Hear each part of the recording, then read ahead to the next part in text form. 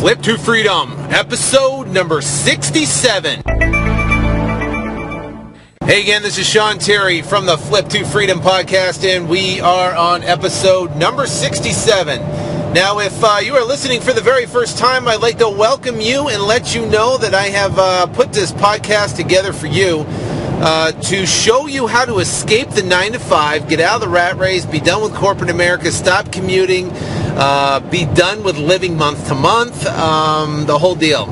And you're going to learn how to do this by flipping houses, wholesaling houses in your spare time, even if you have no cash, no credit, and no experience. Now, I'm coming from my car. I'm actually, it's a Friday afternoon, October 7th, and I'm on the way from Phoenix to Las Vegas. There's a big convention out there, real estate investing convention out there, and I'm headed there right now, driving through the desert, and holy cow, it's an absolutely beautiful day here in Phoenix. So, we're not in Phoenix, in the desert. So, this particular episode, we are going to talk about something a little bit different. Now, like I said, if this is your first time, I will go back to listen to episode 1. I've got 66 different episodes that I literally lay everything out in the line. I hold nothing back. I tell you exactly, specifically what you need to do to break into the real estate game, to flip houses. Now, let me explain to you real quick what wholesaling houses is. And, you know, there's different forms of real estate investing. You can wholesale houses, which you can literally do with no cash and no credit. You can fix and flip properties. You can buy and hold properties. You can get into the commercial real estate, niche there. You can get into multifamily. There's a lot of different. You can get into real estate development, land acquisition. There's a lot of different things in real estate you can get into. Now, we talk about this particular niche in real estate investing, which is wholesaling. Now, wholesaling is essentially really not investing. It's funny. I saw a comment on another episode, another real estate investing podcast, and they gave comments and said basically saying, that wholesaling is really not investing. Now, I look at investing as taking your money, investing it into either, a stock or something that will grow, or something that you can get a return on, a cash-on-cash return. Now, when it comes to wholesaling, you're essentially investing your money into some type of marketing, and that marketing will yield a return by selling that house. Now, this, in wholesaling, it's literally selling a house you don't own. Okay, now how is that possible? And I can tell you, in this particular episode, I'm going to kind of walk you through a timeline story of when I first got started and all the way through, and we'll get into in a second. But the bottom line is this: is that what you do is you market for property for a motivated seller, and that motivated seller could be HUD. We've been talking a lot about HUD homes lately.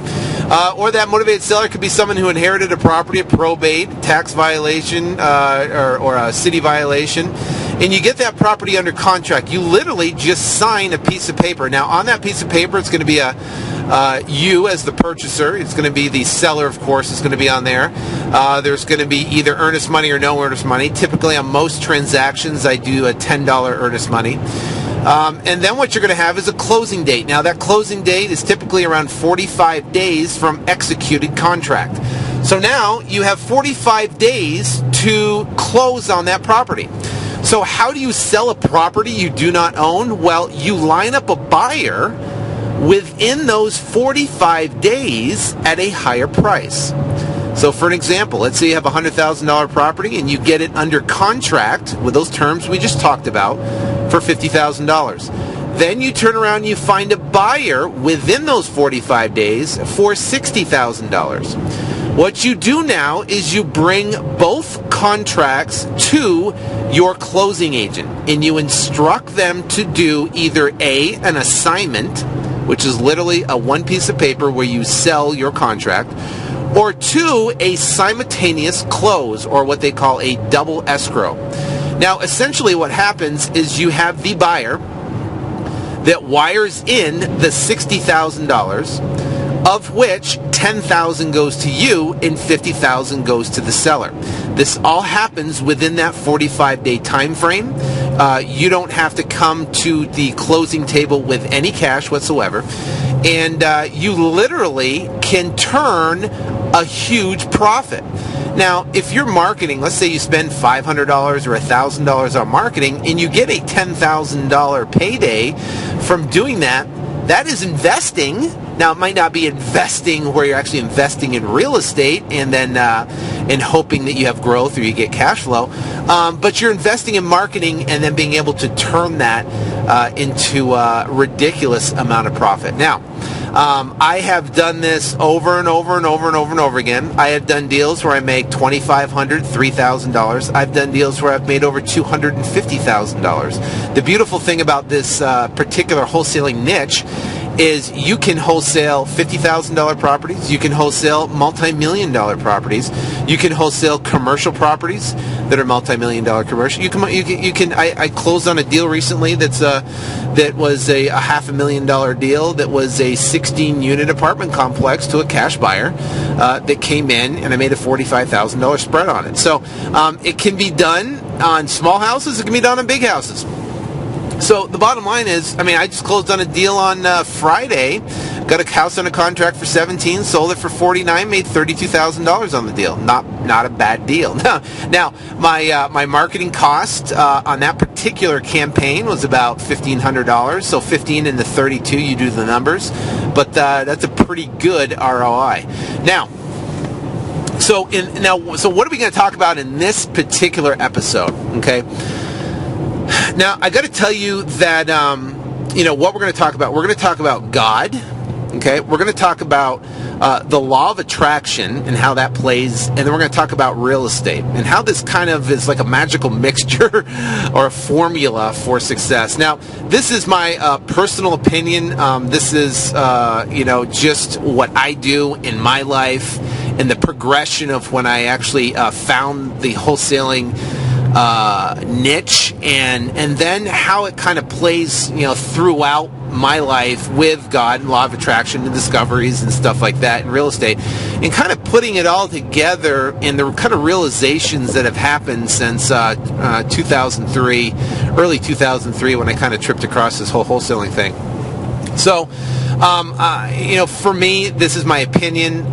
If you're not religious at all, you know what? Stop the episode and you can go listen to the 66 other episodes. I talk about the specific how-tos, how to negotiate with sellers, how to find sellers, what marketing tools you need, everything in like that, how to find buyers, how to find cash buyers, how to use Google AdWords. I literally lay everything online. Like I said, and I have all the episodes out there that you can download, you can listen to, and you can have information. But there are times when I like to, put in things that are more personal. Personal, I guess, to me, so you can get an idea of what, I guess you can have the how-to, okay, and the specifics. I can give you a roadmap and say, do this, this, this, this, and this.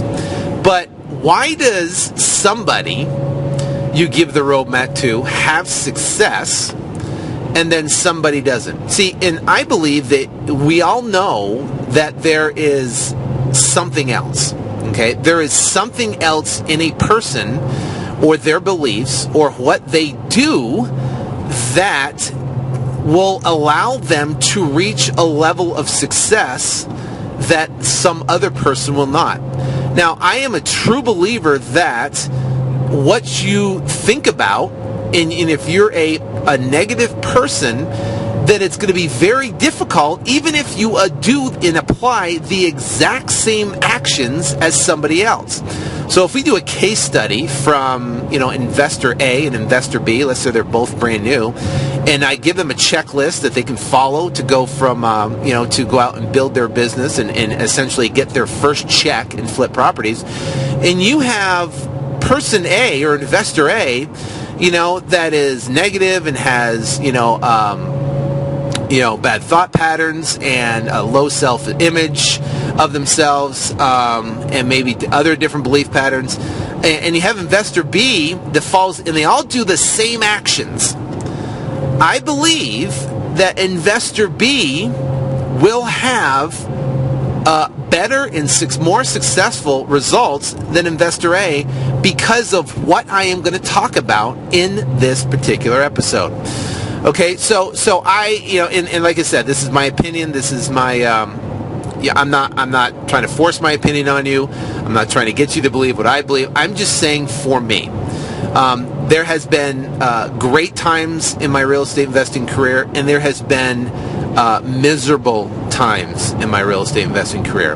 And I pretty much relate those times back to what either I was doing or not doing when it came to my rituals with God and law of attraction. So that's what I would like to talk about in this particular episode and relate it to your life. And if you can, in all these different episodes I put together, the goal is to give you little chunks of golden nuggets that you can take and you can apply in your business. And that's kind of how I learn. I read a lot of books, tons of books. I listen to tons of podcasts. I'm an information junkie, meaning I like to learn as much as I can possibly learn about things. And then what I do is I don't contemplate, consider, to evaluate. I just apply it and do it. So I take different chunks or golden nuggets from these different materials, and then I'll immediately apply it into the business and modify it and test it and try to get the best results I possibly can from it. And then if it doesn't work or if it doesn't really fit to what I'm trying to do, then I'll discard it.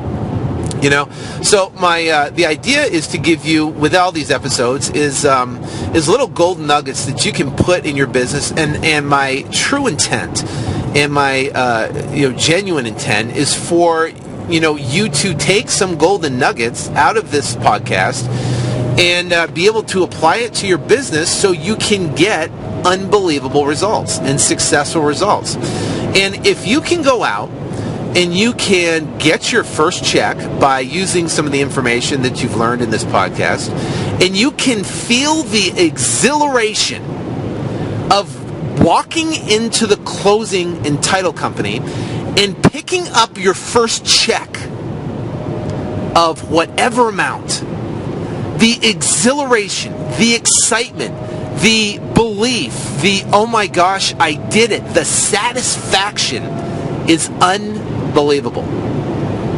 So if you can feel that and have that, I would be super excited. Send me your story, send me your video. That floats my boat. I love that, hearing stories and seeing videos of people that are literally in tears of going out and accomplishing and getting their first check. That is absolutely exhilarating. Now, if you can then take that and continue to build your business and apply, and then go out and get 1 year's worth of income in the bank, and then feel the exhilaration again of walking into your boss and handing him your 2-week notice. Imagine how that would feel. It would be an unbelievable day in your life. It would probably be one of the best days of your life, other than, having your child born or getting married or whatever it might be. It would be a memorable time, and I would love to be, obviously, a minute part of that happening for you. And send me that story. I would love to hear I quit my job stories. It would just be, awesome. Absolutely love to hear it. So that is my true, genuine intent when recording these podcasts, to turn around and help people the best I can be. So, with that being said, let's kind of get into, first off, I haven't told the story in a while, but, how I actually got into the whole real estate, how I found wholesaling.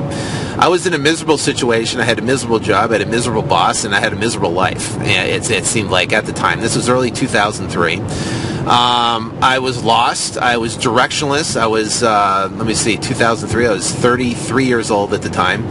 I had my daughter, my wife, and I was struggling. I was living month to month, and I was in a place where I knew I wanted to have more. I knew there was more inside me. I knew I wanted to be more.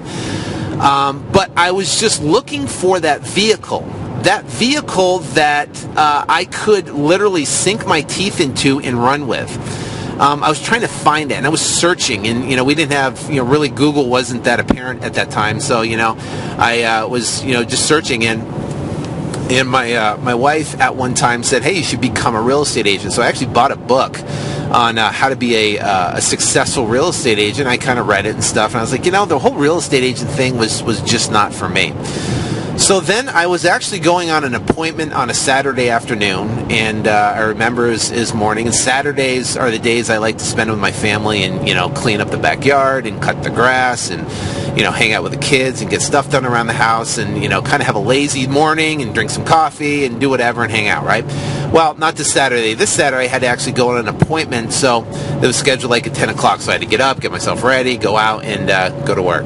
Well, I was driving down the freeway, and it was at that time, almost this time of year right now, October, where there's, that time is getting a little bit colder out and stuff, and so I was flipping through the channels. I was looking for College Game Day, just like some college football. And I was flipping through, and I heard this guy talk about how you could flip properties in your spare time using no cash, no credit. Now, at the time, I thought my understanding was that you had to have good cash, you had to have a ton of cash, and you had to have credit to be able to even break into the real estate investing game. So that was my thought. That's what I thought. That was my preconceived notion when I was listening. So immediately, because of my preconceived notion, I literally flipped the channel back and I said, yeah, right, this is crazy. And because he was talking about where people were making $5,000, $10,000, even $20,000 per deal that they were flipping using no cash and credit. Again, I was skeptical. I was, born and raised in a skeptical family back east, and it is, I was like, there's no way. So I flipped back and I continued listening to College Game Day or whatever else I was listening to, and this is where I think the first, real tug from God came in, and it's an intuition, and I remember driving and thinking, maybe I should listen to what he has to say. Maybe I should continue listening. So I turned the channel back, and I listened to the rest of what he talked. And it was about 15 minutes left, and he talked about the concept of flipping houses, of wholesaling houses using no cash, no credit. And I was intrigued enough to where, and he was selling a course, and the course was, I think it was like $500. And at the time, I didn't even have $500. I didn't have a debit card. Nothing. It was ridiculous. I had a Capital One credit card, or it was like a First Premier credit card. My wife had a First Premier credit card, and I literally called the guy up.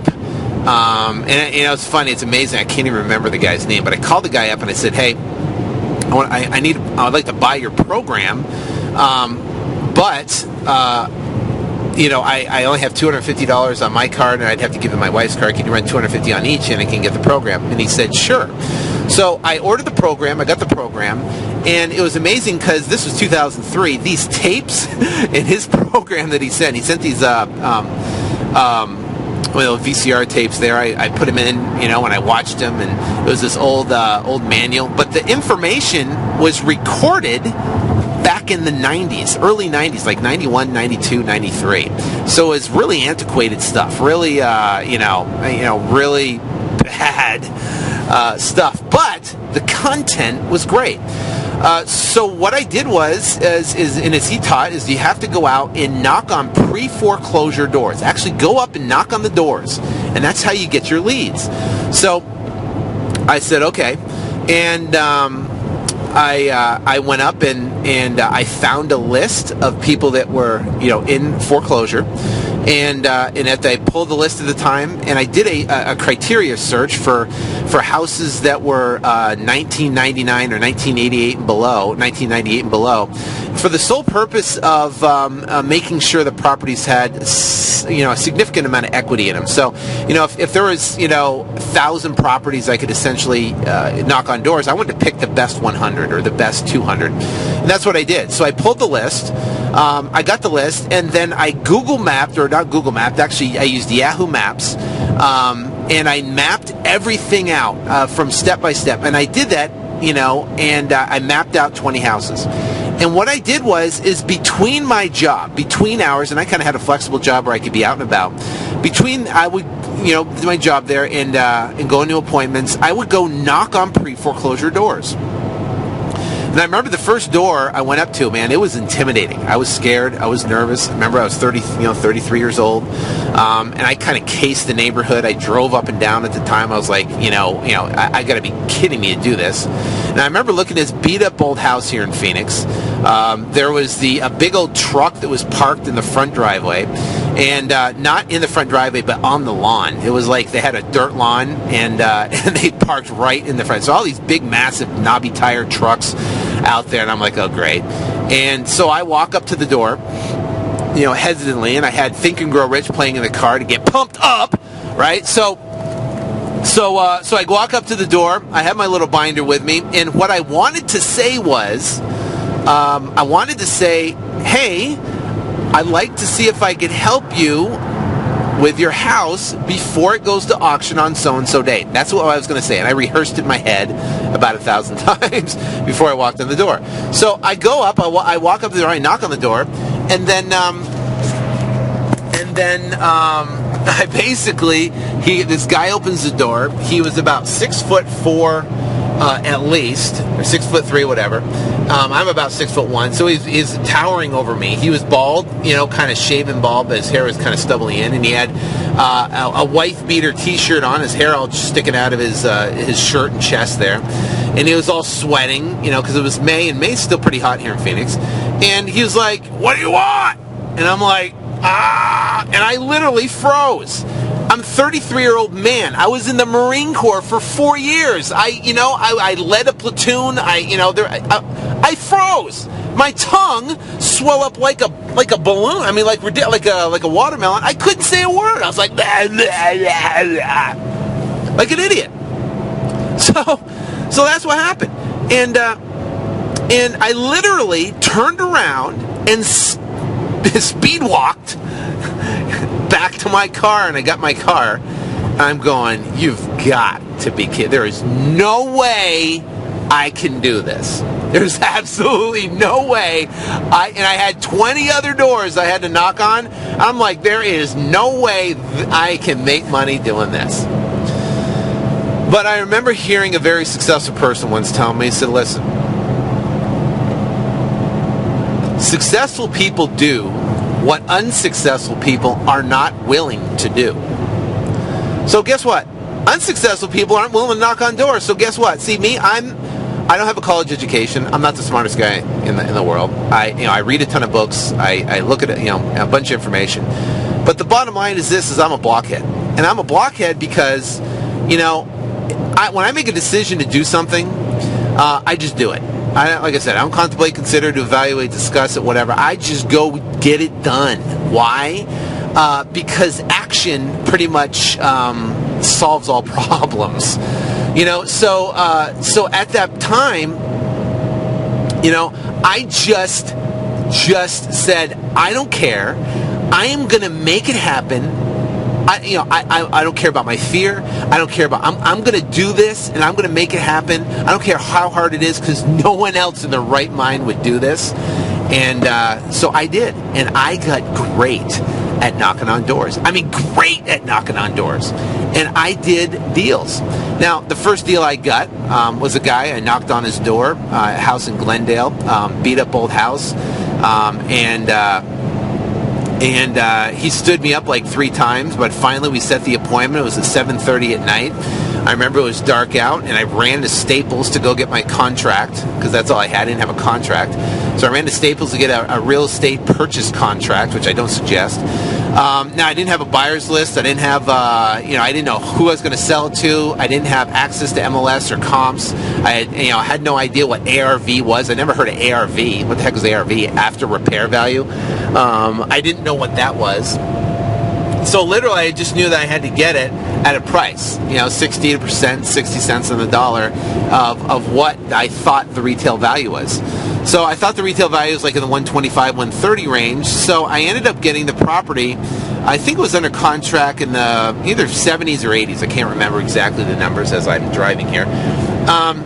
But the bottom line is I got it under contract. And I fumbled, I stumbled, I met the guy, the house was dark, he had all the lights out, I was kind of nervous, and I'm fumbling over what to write on this contract. I knew I had to have my contract clauses, or out clauses they call. And I have an episode, if you can go through them, about how to write out clauses, so you can listen to that if you'd like.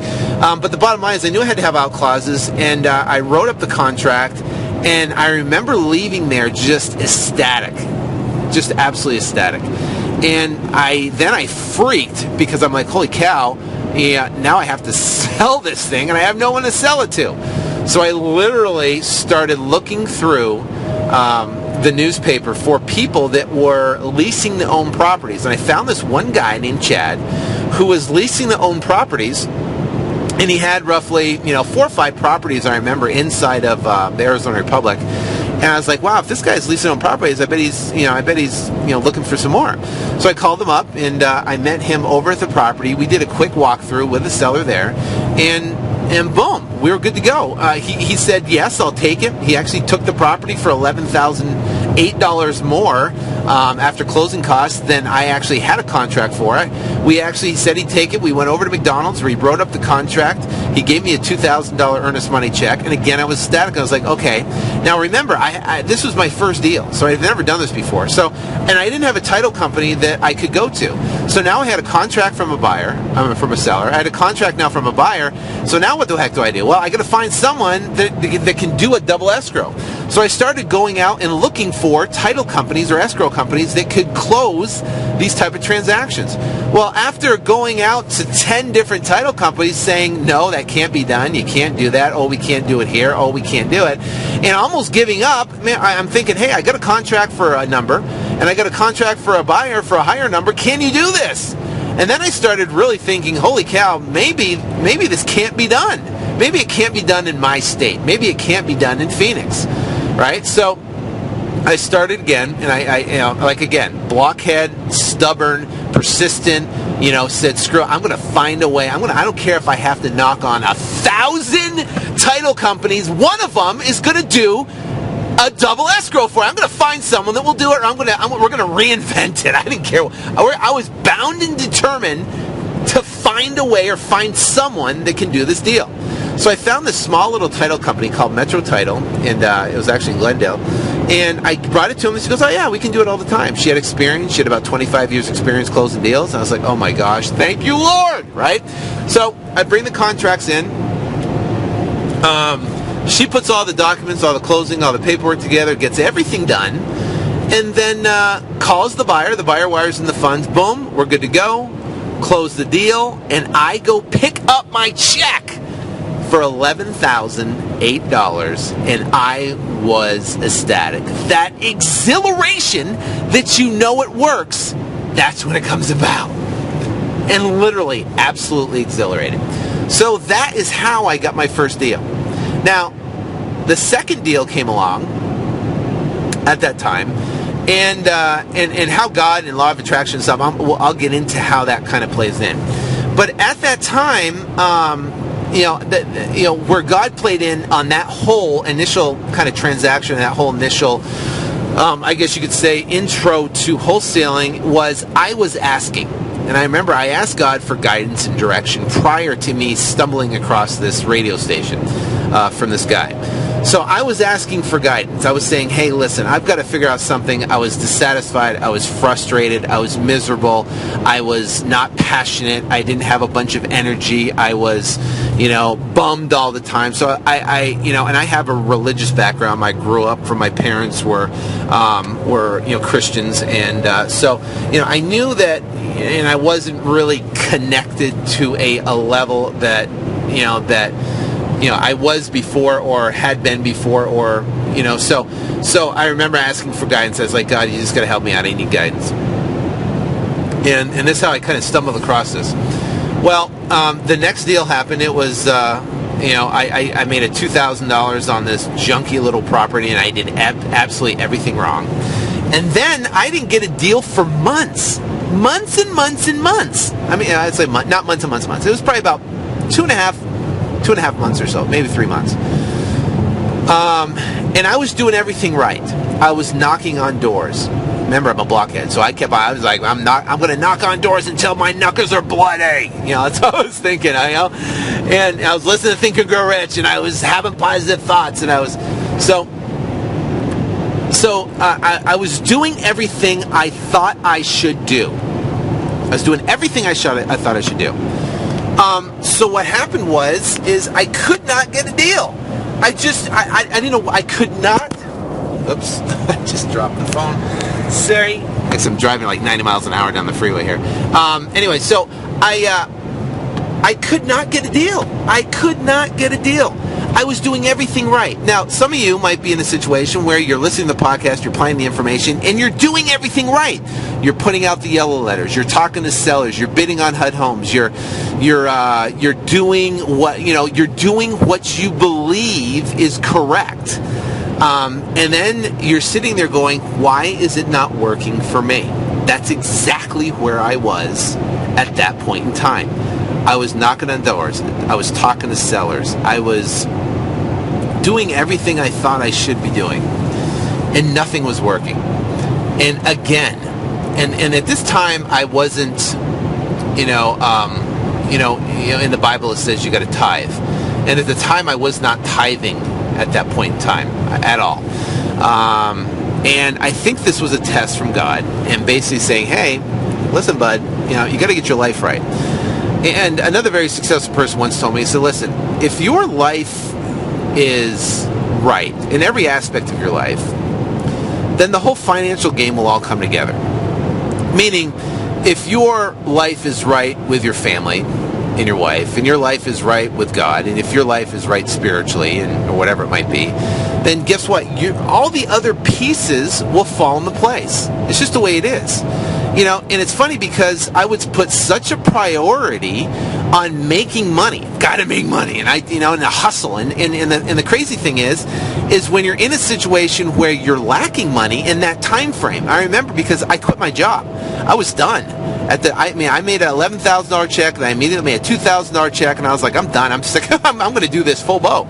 And then guess what happened? I couldn't get the deal done. And then I started to panic. So, what happens when you are in that situation, especially being self-employed, is that you tend to work harder. And you put more energy and more. And you push harder. And that's what I did. I put more hours in. I knocked on more doors. I did, I wrote letters. I did whatever I possibly could to try to make it harder. And it's almost like this. And I've explained this before. It's like having a placid pool of a placid lake. Picture this glassy, placid lake, and the water is just literally just like glass. It's so placid. And you take a beach ball and you put the beach ball in the placid lake. And now your objective is to get the ball. And you have two different approaches. You could slowly, effortlessly go and try to get the ball. You swim up to it slowly, effortlessly, and you go and get the ball. Or you could do what I was doing and literally, whatever it took to get the ball. I was splashing, my arms were moving. I put more energy, push to get the ball. And guess what that was doing? The ripple effect of the amount of water that was pushing that ball was just pushing it further and further away. And I relate that to being out of sync with who you are. Out of sync on the spiritual plane is like putting massive amounts of energy in and having your objective be pushed away consistently. So that's what I was. And I pushed and pushed and pushed and pushed and pushed. And then what happens is you come to a point where you go, okay, I'm doing something wrong, and you do what's called a self-reevaluation. And you go, a self-reevaluation, what am I doing wrong, and what can I do better? And then you start looking What can I do better in my real estate investing business? And you start going, okay, could I do more marketing? Could I do this? Could I do that? Could I do this? Okay, I'm doing all these things. What could I do more? And then you go, okay, what am I doing is, what am I doing in my spiritual life? What am I doing in the rest of my life? Because I can tell you, whether you like it or not, that plays into your success, whether you like it or not. So, the bottom line is this, is that I started reevaluating. And I look back and I go, you know what? A spiritual law of success is tithing. It's a spiritual law. And also a law that is goal setting. Be specific and visualize and goal setting. So I wasn't doing any of those. I was just going, just 100%. Let's go, wake up. And I would just put myself right into the grind, I guess.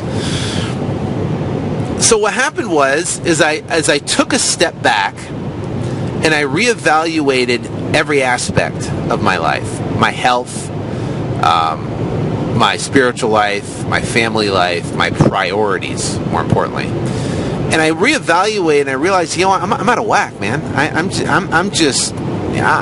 all messed up.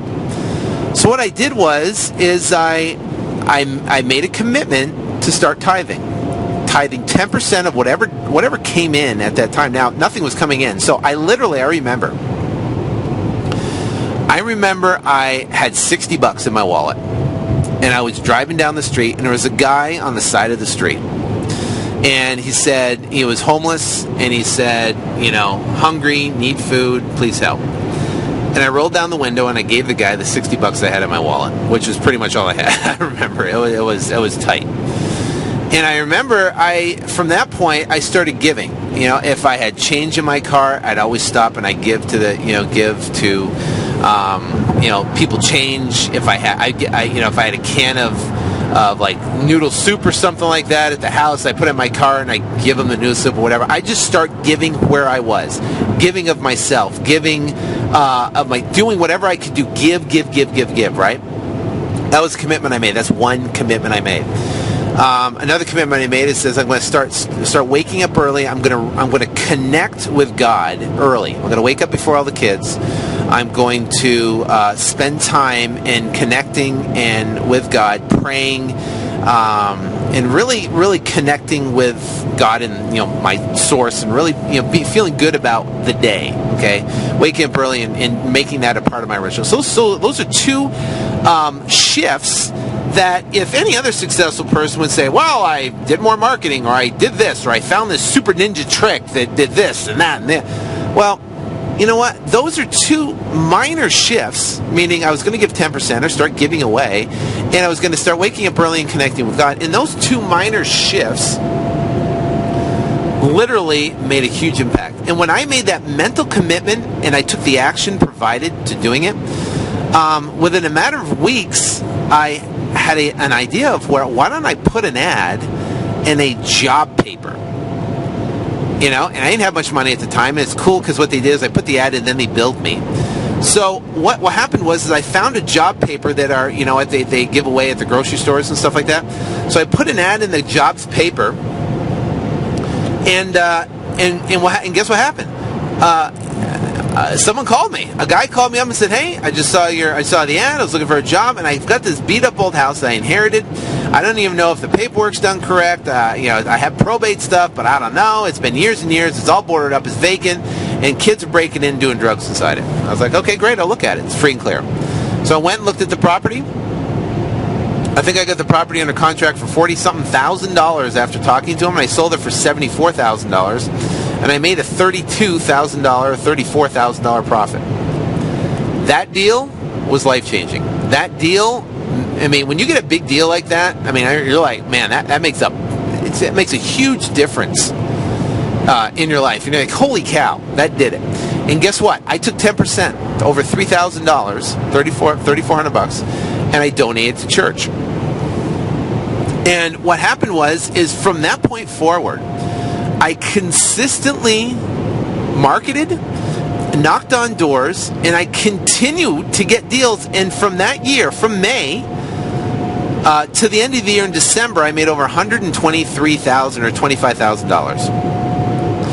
And as a result, it was literally just from tithing, marketing, and waking up early, and that literally changed it. Now, remember, May I started. I got my first check in May.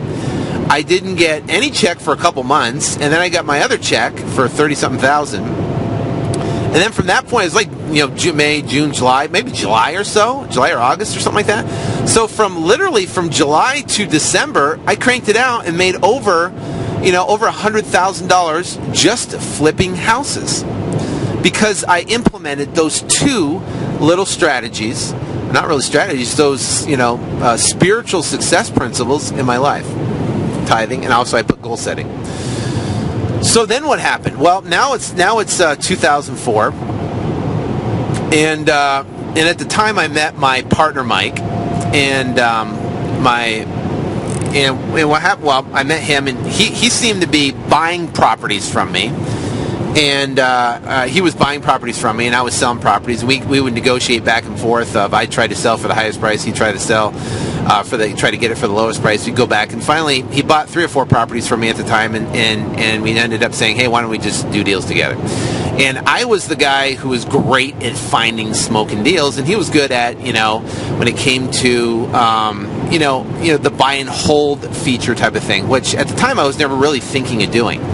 So what we did is devised a strategy to be able to buy and hold these properties using seller financing, keeping existing loans in place, or new financing.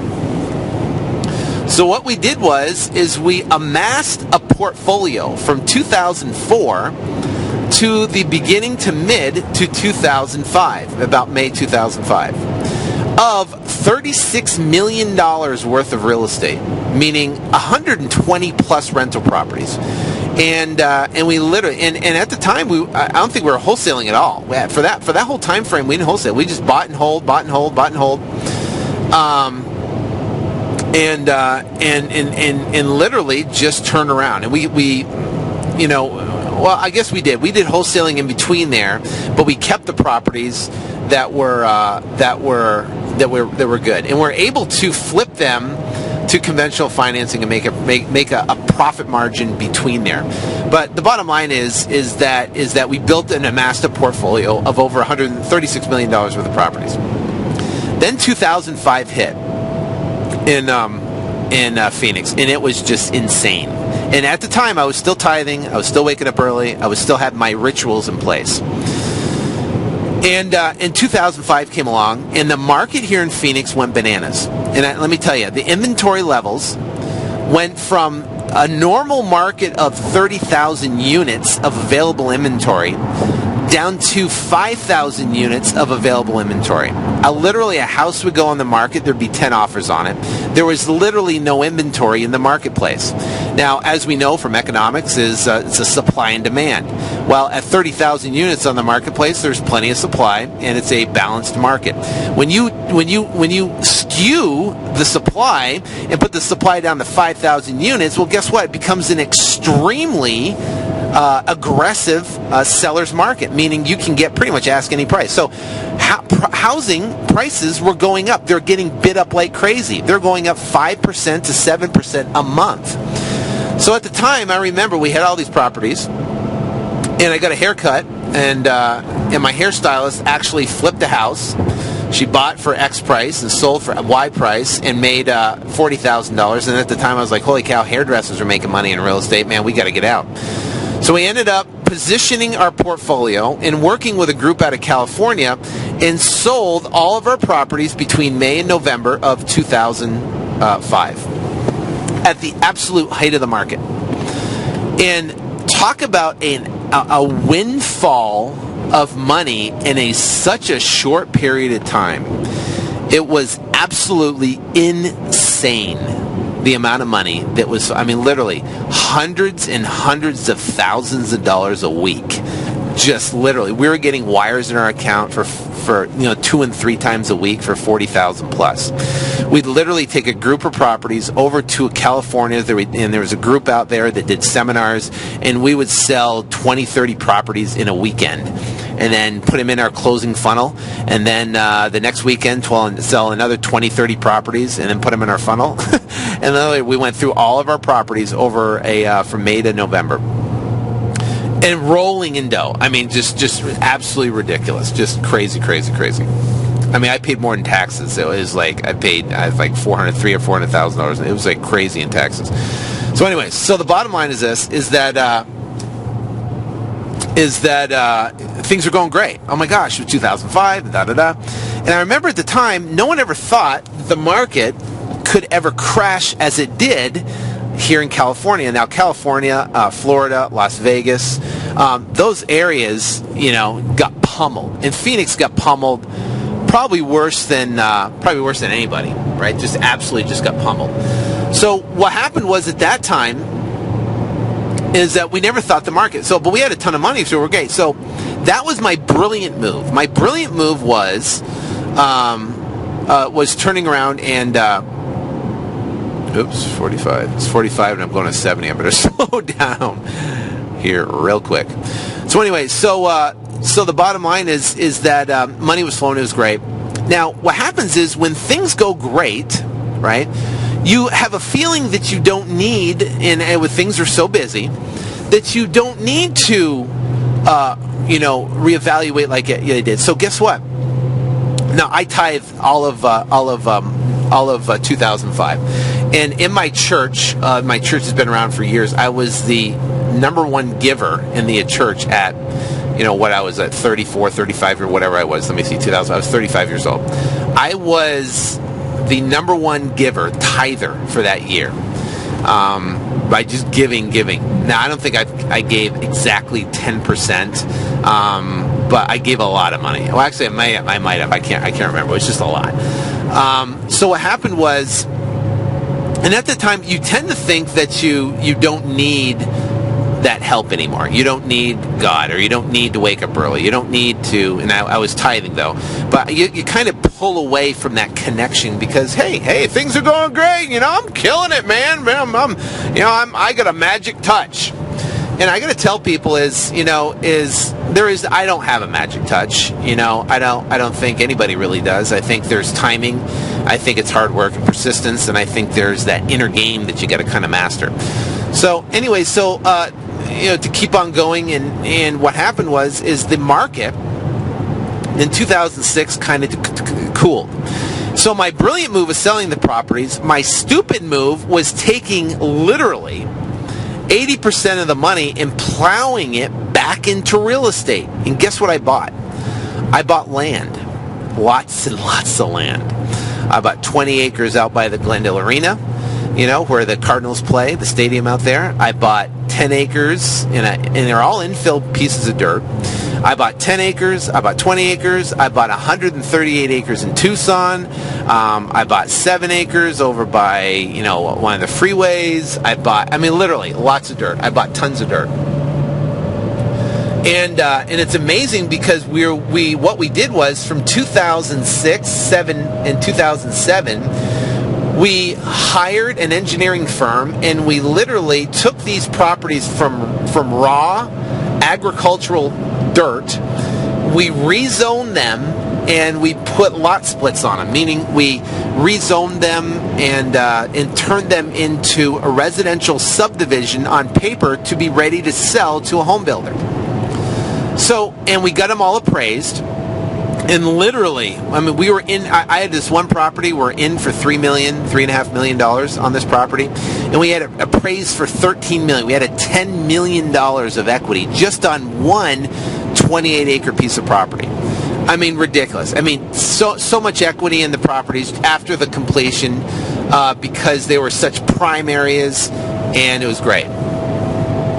So we spent hundreds of thousands of dollars in engineering, firms. We had loans. Now, one thing I learned from Donald Trump was, in his book of The Art of the Deal, he says, never sign a personal guarantee. Never sign a personal guarantee on anything.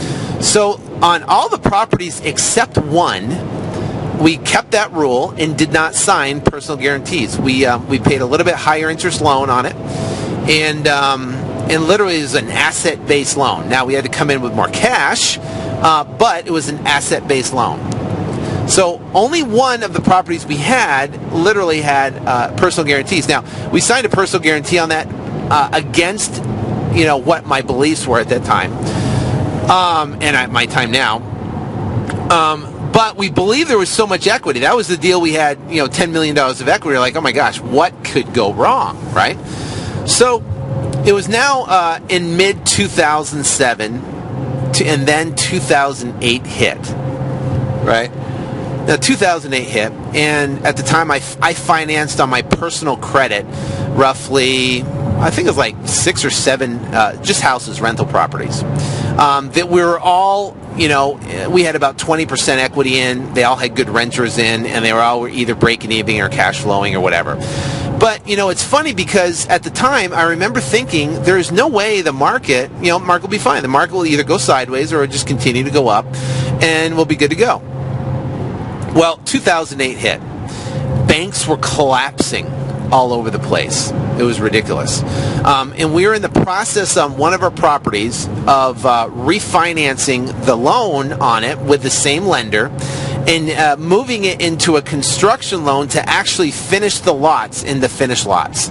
It was going to be about a $4 to $5 million loan. And I had about $400,000 cash in this particular deal, and I was going to refinance, and it was going to pay off that $400,000 because we had so much equity in the property at the time that at that time when they were doing their lot figures and stuff like that, their lot comps, that we had a ton of equity. So we'd be at a 60% or less, 50% loan to value on the property, and it'd be easy for me to be able to pull out my $400,000 plus in cash, right? So so I was literally going to get a payday of $400,000, get that, and that was plus interest that I earned over that time frame. So, but I have $400,000. That's pretty good for the money invested for that particular just on that one property. So, but 2008 hit, banks started collapsing. I think Bear Stearns got pummeled. Washington Mutual got pummeled, and it all happened. We were closing this refinance transaction right in that time frame. Now I was kind of banking on that $400,000. The market was kind of dried up, and it was. I remember it was July of 2008, and when all that thing happened, the world was turning into a crisis. Well, these private investors decided not to fund and close that particular deal. And I remember going, "Holy cow, I'm screwed. What are we going to do now? We gotta generate some." I was banking on that $400,000. That was a lot of money. So I'm like, "Oh, holy cow, what are we going to do now? We got to figure out a way because literally we blew all the money, put the money back in the land, finance these deals, put it in the engineering, put it in the cost, putting in the interest holding cost, and so I know at the time we were going, that was a big decision point. Now I can tell you from 2006, 2007, 2008. At that time, I had money, but liquidity, but we blew a lot into investments. So at that time, I remember I pulled away from my ritual of waking up early, and I stopped tithing. Okay, and I haven't talked about even law of attraction yet. Didn't even know about that yet. Really, I never really understood how law of attraction worked at the time. So I was at a point where, man, I was hurting because this refinance didn't go through. We didn't have regular income because we weren't wholesaling houses at the time, right? We were basically working on our land projects, and we had money that we had, and I had. In 2006, I bought a multi-million-dollar house in Dana Point, California, on the beach out there, my beach house out there, and we would go out there for the summers. But I remember 2008 was a tough summer because, man, I pulled away, I stopped tithing, I stopped, really relying on God as a point in my life, and I got back in the grind again. And I'm like starting to freak, starting to panic.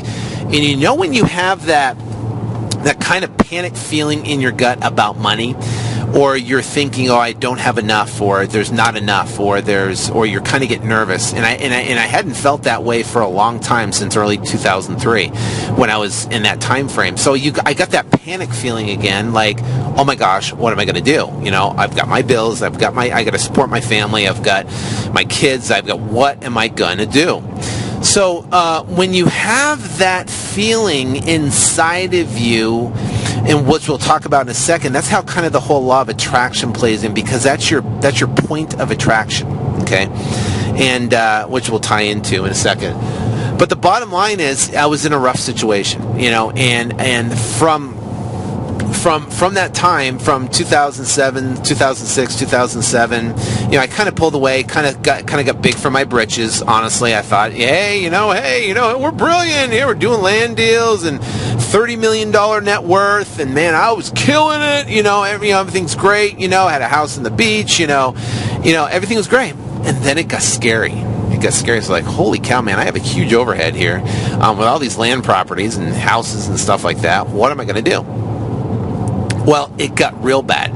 We had literally no income coming in whatsoever, and we still had obligations for interest, and what are we going to do? So I remember at the time it was literally, you could not hear a pin drop in Phoenix when it came to real estate.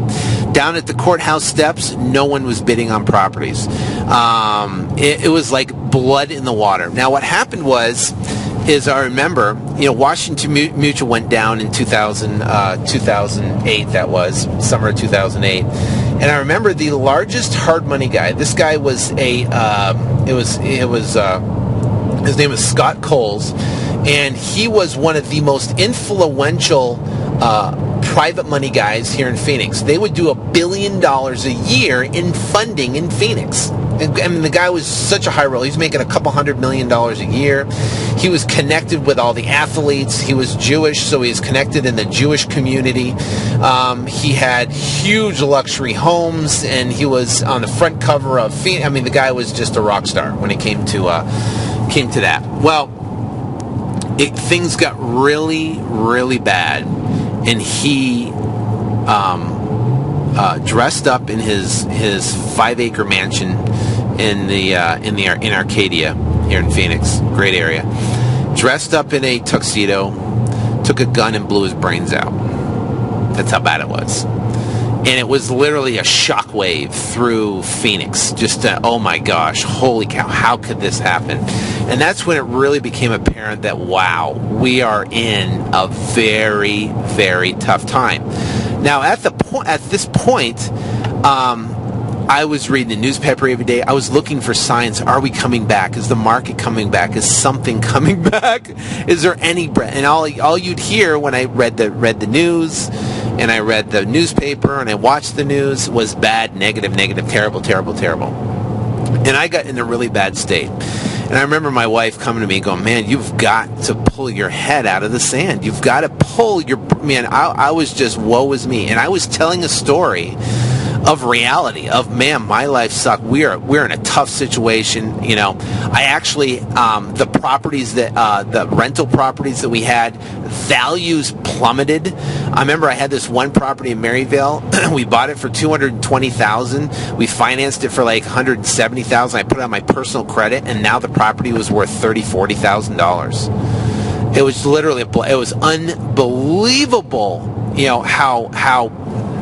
how the market just absolutely crashed so quickly here in Phoenix. Friends of mine there was like bodies of just real estate investors laying all over the place, of people that just got wiped out. I mean, literally lost. Home builders wiped out. People that were just unbelievably successful wiped out. I mean, just guys that were, living large wiped out. And me, I was sitting there going, holy cow, what am I going to do? So I had to make a decision point at that time for the properties I had, because they were so far upside down, to actually short sell them. So I took about, I think, 6 or 7 properties, and I short sold them. And at the banks at the time weren't as willing to work with short sales as they are now. And they saw my bank statements from prior years and stuff like that, and all, or my tax returns from prior years, and they didn't cut me any breaks. I short sold like 2 of them, and the rest of them I had to let go. Actually went to foreclosure.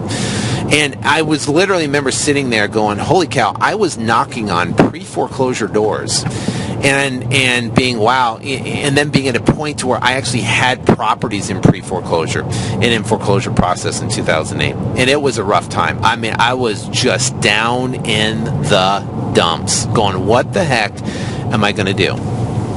Almost like that time where I could not get a deal, and I worked harder. I did more. I pushed more. I did what I could do. And we were like, what the heck are we going to do? I mean, we're screwed. What were we going to do? We had all these properties. Well, again, I got to a point where it was a self-reevaluation point at that time. And again, I got on my D's and I asked God for guidance. And I said, hey, God, I need help here. I need some sort of guidance, something that you can help me out with. And I remember at the time, like I said, there was a pin drop. But I had this idea, and we went down to the courthouse, and you could literally buy properties for $1 over bid. Smoking deals. You can get them 30, 40, 50 cents on the dollar, whatever that dollar was at that time. So I was at the point where, we said, we got to come up with something. What can we do? So we said, what if we could find buyers nationally, right, that are looking for properties that they could buy that were cash flow properties, and they could finance them with conventional financing, and we could make the spread and package up a deal. Package up a property that was had a tenant in place, it was fully renovated, and they could have 25% built-in equity, and they could be good to go, meaning they could have a fully turnkey packaged property that literally all they had to do was finance. They had a management in place. It was good to go. What if we could offer that as a product to the marketplace? And what if we could offer it to where someone only had to have $7,500 out of pocket? Okay, that was our plan. So how could we structure a deal to where we could make that happen? Well, what we did is we found a lender, and we started building a web presence. That's how I started learning how to build websites, and I taught myself HTML code, and I taught myself how WordPress and how to build sites. And that's when that was latter 2008, and I started really digging in, and I got this manual on how to build how to write HTML code and do all that type of stuff. So we built our first website, or I built my first website, and we started basically marketing on Google AdWords and converting those clicks into leads of people wanting to buy turnkey cash flow property for $7,500 out of pocket. That was our deal. Buy a Arizona residential cash flow property for $7,500 out of pocket. What they do is we get them qualified with our lender, and then what we do is we would buy the property, and we raise capital at the time. We buy the property, we go in and renovate the property, and then we turn around and sell the property with the financing in place to the buyer, and with a second note on the property, which is our money we have in plus profit. And we'd sell it to them at 75% of what we believe the value was going to be. Then what they would do is they would do a rate and term refinance, paying off the first mortgage of the hard money and paying off our note, second mortgage, at 75% LTV. Now, brilliant idea. All they had to do is come in with $7,500, and they do a rate and term. Now, a rate and term means that they're not pulling out a cash out refinance, but just a rate in term. That's all it is, a rate in term. Rate, they're paying off the term, and they're paying off the rate, and they're paying off the loan. So we were literally being able to buy the properties at 30 cents, 40 cents on the dollar, put, $10,000 into them and sell them for 75 cents on the dollar and making $20,000, $30,000 a pop.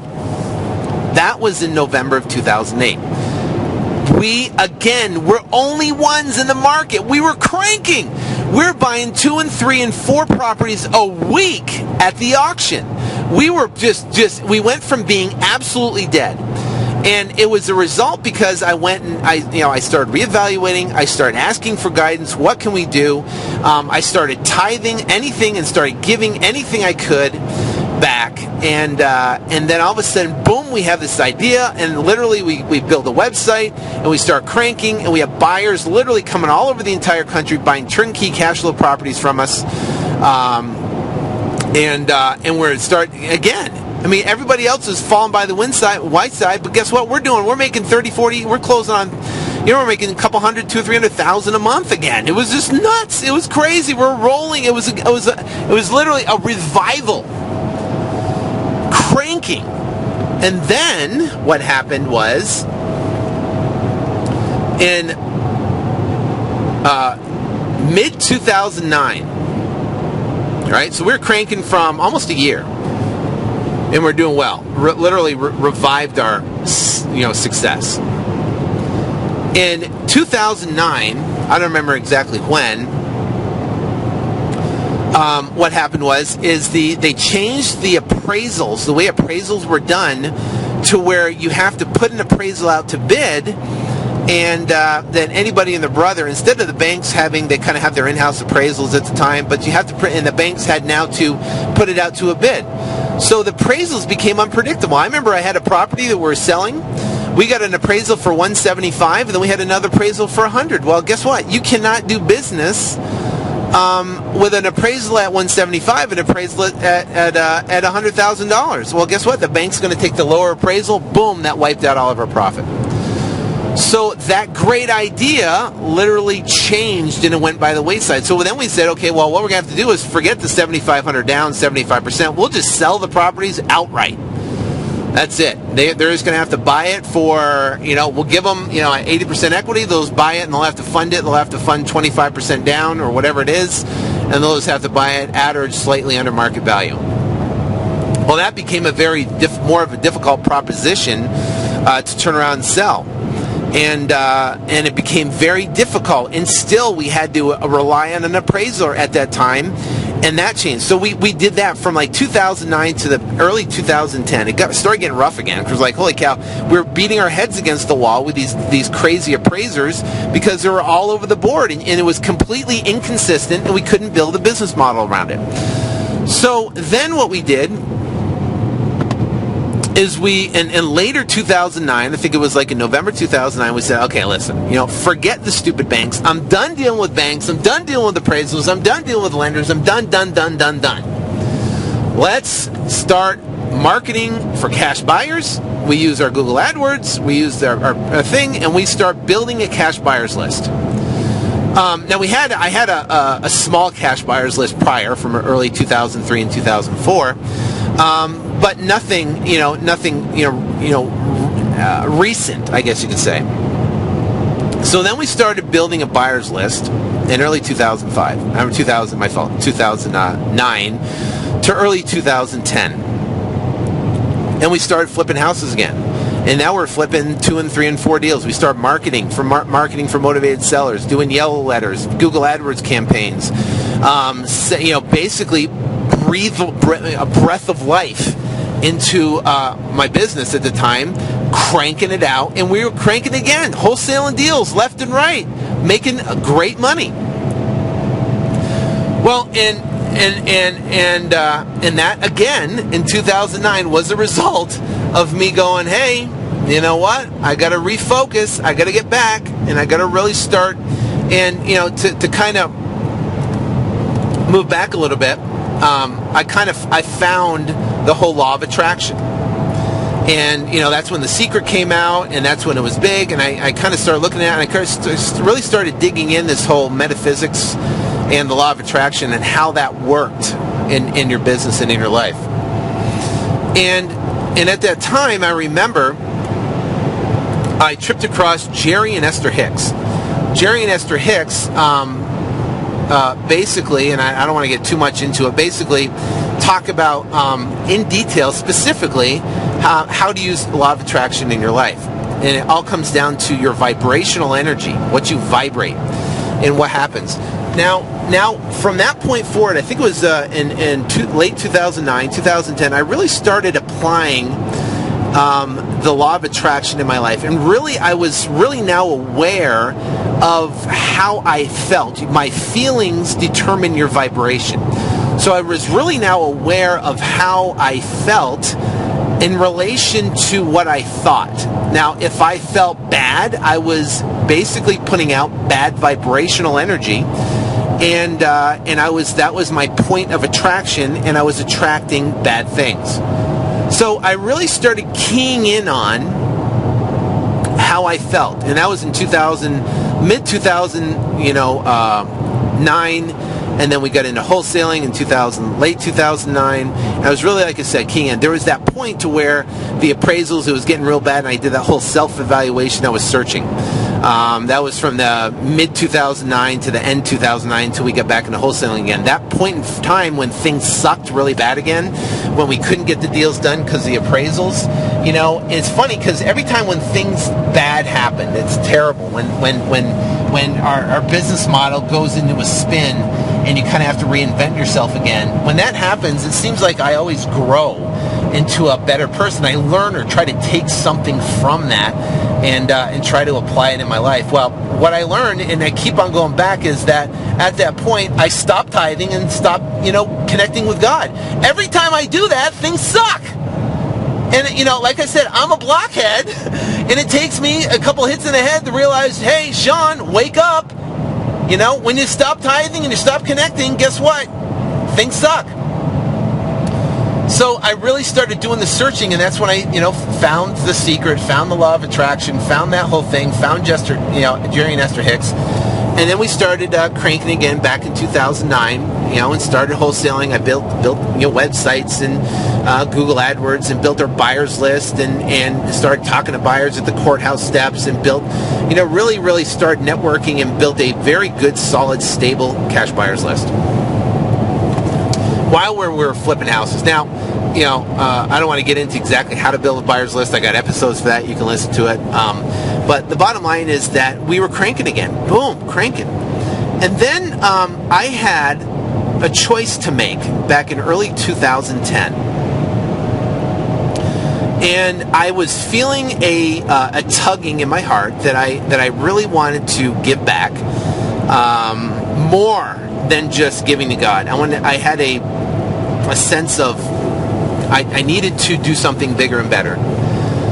So, and I wanted to, at the time, also build a bird dog, a large team of bird dogs. Bird dogs are people that go out and find properties for you. You teach and train and work with them, and you split deals with them. So I wanted to build a big local presence of bird dogs in my market in Phoenix.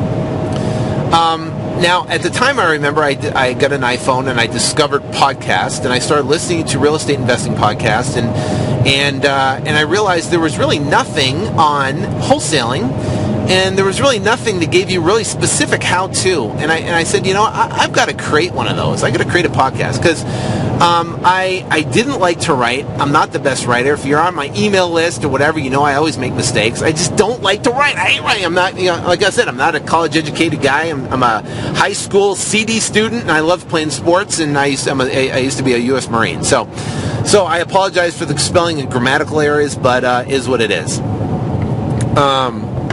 So anyway, so I said, I don't want to do a blog. I want to do a podcast. I want to talk, because, I can talk and I can talk. I can just talk in a recorder. I can stick it up on iTunes, and that's how it works. So I figured out that whole thing and figured out how to build a site and did all that, right? And hopefully I just didn't miss my exit here.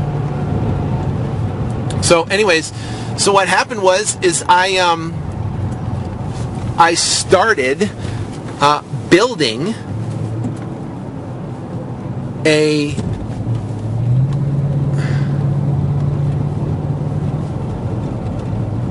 and I apologize, I'm actually driving, and I'm on the 93 going to the 40 right now, so I'm trying to figure out where the heck I'm going. I learned and I taught myself how to set up a podcast, how to do all that, how to get the website all set up, and got all that done, right? So I did that. Now, at the point in time, I was with my partner Mike at the time, and I had one philosophy. My philosophy was give away the farm. Because I'm literally, if I'm going to be partnering with these people on Bird Dog Deals, why would I hold anything back? Why would I save all the good secret information and only give them partial information? Well, he wanted to have everybody sign non-compete agreements and tie them to 2 to 3 years and give them just limited information. And I just felt restricted. I knew in my gut how I wanted to do the podcast and present it and do it. And he wanted to kind of do it another way, a social way, and do this and do that, and da-da-da. And I knew it wasn't the right thing. So I elected,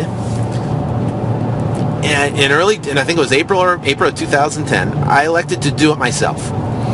And I said, you know what, I just want to do it myself. If you want to do your own deal, go ahead. Now, the problem was with him, he didn't know how to, I did all the websites, I did all the I did pretty much all the marketing, I did, everything. When it came to running the business and the marketing and the podcast stuff, he pretty much just kind of ran the books. I'm the one that found the deals, I met the relationship with the cash buyers, did all this stuff. So when I said that I was going to go do my own deal, that really had, he didn't like that at all. He wanted me 100% committed and focused to strictly doing, real estate and doing deals, and that's it. Well, I did it. I did it, and it became wildly successful, and he didn't like it at all. So what happened was we kind of went through 2010, and then we split in December of 2010. We kind of went our own. We peacefully went our own ways. We still obviously have other, companies and stuff like that we have to deal with and do taxes on and stuff like that. But when it came to, real estate, investing in flipping houses and teaching how to do it through the podcast and stuff, we kind of went our own ways. He didn't like the fact that I was doing this, and we just had different philosophies at the time. We're going different ways. So during this process, how does law of attraction kind of play into it? Well, and it's amazing because now I'm at a point to where everything is just phenomenal. I mean, I love my business. I love flipping houses. It's my main source of income. I love teaching people, and now I work with coaching students across the country. The Flip to Freedom Academy is just blowing up all over the place. It's just going absolutely incredible, and things are great. And it's because of, number one, is the result that I made a decision that I will tithe, 10% irregardless. I don't care, whatever it is. Whatever money's coming in, 10% is going out. Which I write big checks to the church every single month. So, number two is I made a decision that I will wake up and I will connect with God every single morning. I'll wake up early and I'll connect and I'll align myself with that. That's the spiritual and the God side of how that plays into it. When real estate investing, it comes into wholesaling. I love wholesaling, and then I will find specific deals that I can keep with seller financing in place, and I can keep for cash flow properties to build another portfolio, because the market will come back. Maybe 7 to 10 years here in Phoenix, but it will come back at a time. So wholesaling to generate revenue, but also to build cash flow properties. And the goal is to obviously have your cash flow exceed your monthly expenditures, and you can have literally just be able to. Now, I'm not at that point yet where I have my cash flow for my real estate, but I'm working to that. That's a goal, and that's a point I'm working to right now.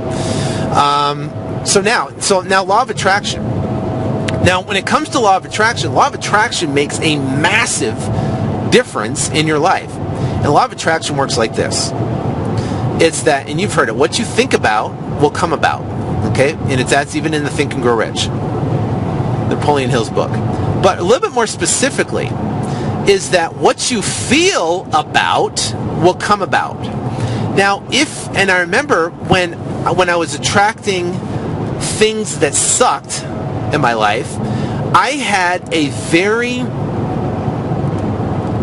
very difficult time with money on the way I felt, in relation to the way I felt.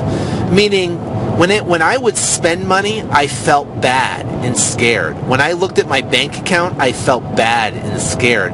When I looked at is there more going to come? When my wife ever talked about doing any type of renovation or remodel or anything, I would immediately shut it down. I would say things like, "Oh, we don't have enough money for that. Oh, we can't do that. Oh, yeah, someday, yeah, we'll have it once we get some money." And I would tell a bad story, I guess you could say. And I had this inside me, this feeling of, I guess, I don't know how, it's just a weird feeling of just being, of a bad feeling about money. And I can tell you that is an attraction point that has got to be obliterated for you to attract money. So if you think about money and you think about spending money and you think about, going out and buying, say, a big thing, like you go buy, let's say you're going to go buy a bed for your house, it's $2,000 or $4,000, whatever. If that gives you a really, really, bad feeling about doing it and you don't want to spend the money or whatever because you don't want to let it go, guess what? That's a point of attraction, and that point of attraction is attracting no money. So there has to be a shift in yourself.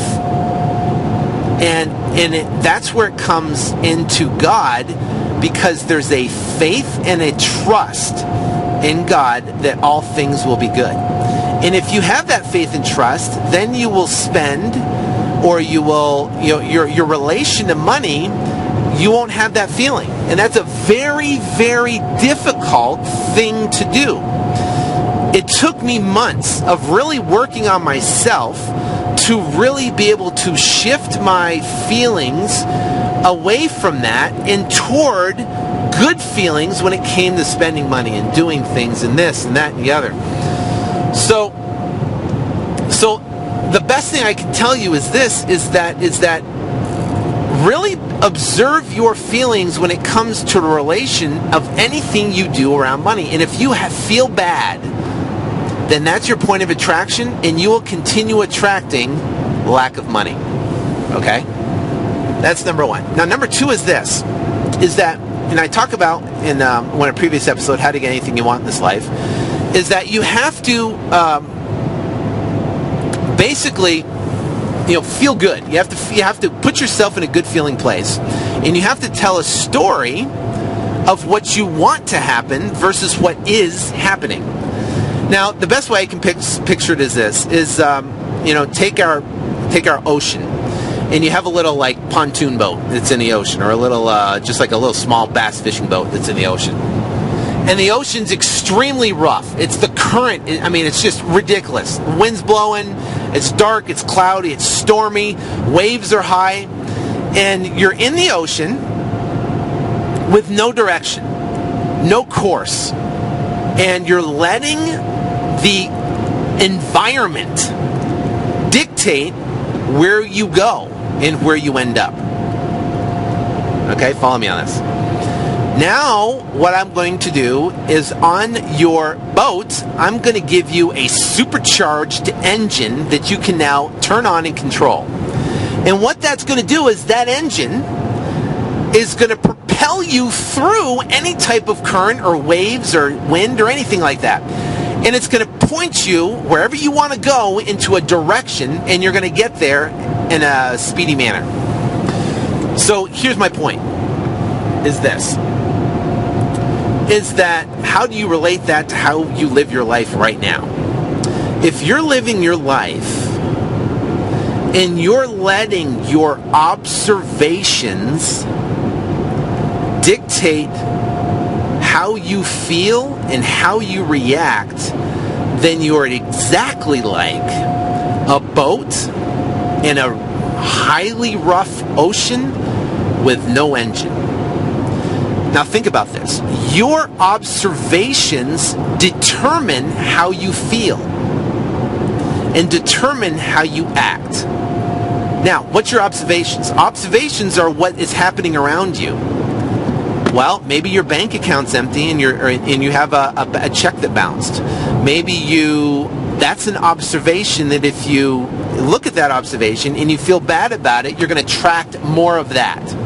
It's a very fine line, and it's a very difficult thing, but you have to be aware of what you are observing in relation to how you're feeling, because how you're feeling, and if you feel bad, is your point of attraction. So now, how do you make a change?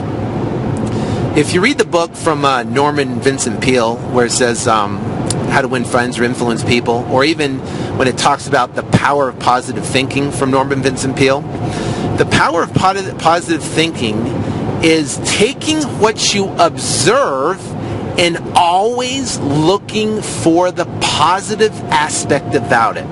Even if the positive aspect about it is you realizing that you know, and your feelings, and you know that you're feeling bad, and you're now aware of it, and you validate it, and then you shift it. And how do you shift your point of attraction? Instead of thinking about what you don't want, you immediately think about what you do want. Okay, so let's talk about in a relation with your bank account. You just realized you had a bounced check and you were supposed to have money in there, but you didn't, and you're all mad, and now you're feeling bad. So then you got to realize, okay, I got it. I feel bad. That's my point of attraction. I got to change it. What do I have to do to change it? Well, I got to think about, well, what do I want? Well, I would like to have some more money. I'd like to have some more money in my account. It would be great if I had more money in my account, and more money will come. Eventually, it will come. It'll be better. You know, it's not always going to be like this. Money will, flow to me. Money will flow to me. I know it will. I have faith in God and trust that, that He'll take care of me, and I'll be out of the situation. And I will find a way to get it done, and with the faith in God, and then ask God for help to be able to overcome that feeling, and He will help you. Trust me. So that is how law of attraction kind of plays into the whole mix, and it's a very fine line, and it's where you have to continuously observe how you feel, and how you feel in relation to what you're attracting. Now, here's the recipe. Tithe 10% of everything you've got.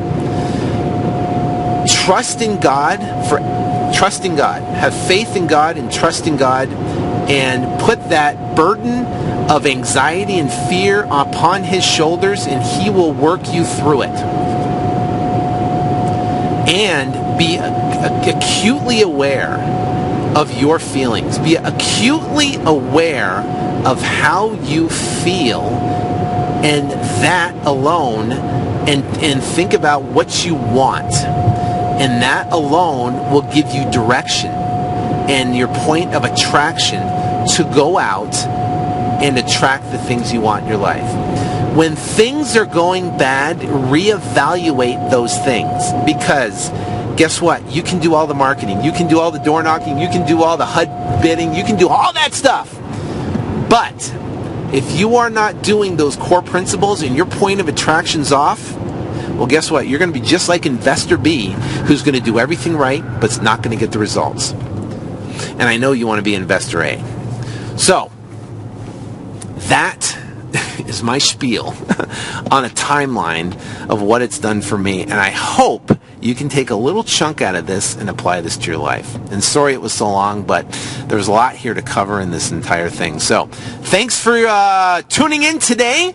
If you want to get more from me, go to flip2freedom.com, flip2freedom.com, flip2freedom.com, and you can get a free book that I wrote. It's a 129-page comprehensive how-to blueprint. And if you take that book and you apply it with the principles in this podcast, success will be yours.